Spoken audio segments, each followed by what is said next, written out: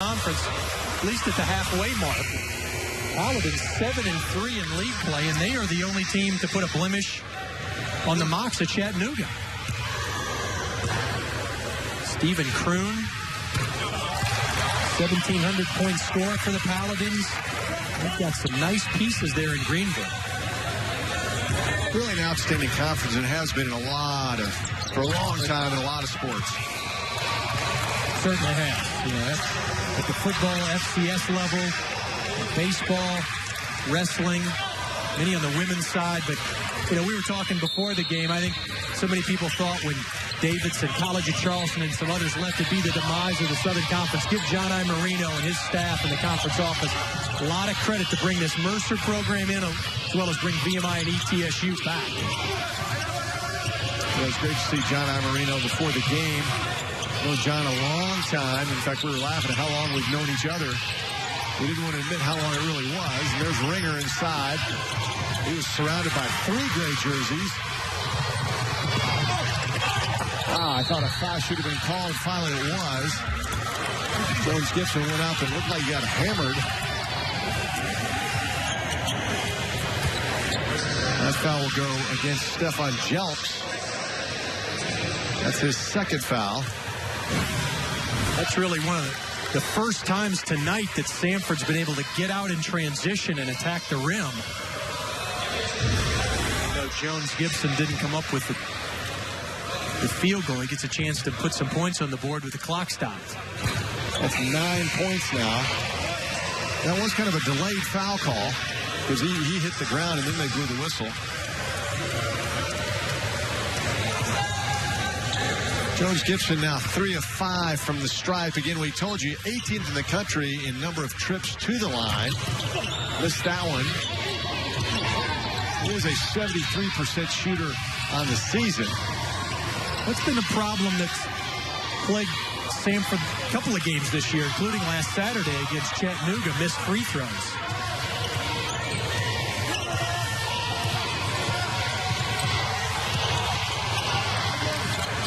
Lob inside. Again, looking for the 7-footer Fischler. And that foul will go against Alex Peters. No, unlike the first half, that wasn't a called play. Lewis just saw Fischler kind of put his hand up, but the officials did not think he was in the act of shooting there. I think he was trying to tip it, never had gained control. Nevertheless, a fresh shot clock for the Bears. Fischler, tough shot. Just couldn't get his feet set. When Jelks goes down, it's a jump ball. The arrow goes the way of Mercer.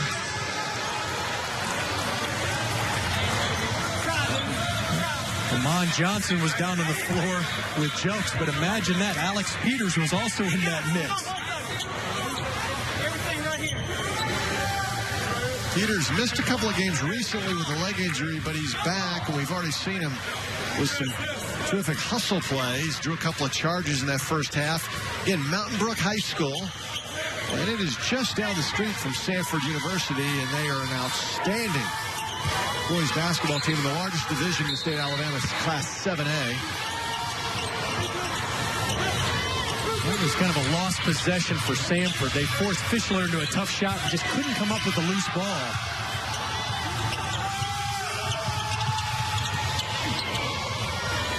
Jelks showing off that outside shot. And that's a killer. You got a chance to stop him, and instead you give up a 3, and that lead goes from 13 back to 16. Now Mercer morphs into that zone defense, playing more this year than they have in the past under Bob Hoffman. Oh, boy, a good look for Peters, just couldn't get it to go down. Peters really barks out those defensive signals, tries to get everybody in the right spot. Communication, Coach, as you know, so important, especially on that defensive end. No, you're exactly right.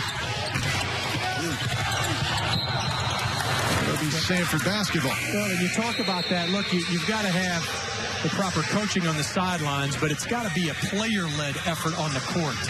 I don't care if it's your point guard or if it's, your center or 5 guy like Peters. somebody's got to direct the offense. Somebody's got to direct the defense. Can't always happen from the coaching from the sidelines. There's Peters, and again, his former high school among the favorites to win the state championship in the state of Alabama. The postseason starts in a couple of weeks for high schools in this state.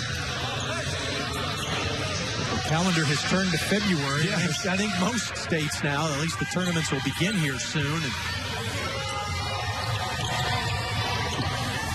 same in Georgia, where Mercer is. They're recruiting a couple of Georgians.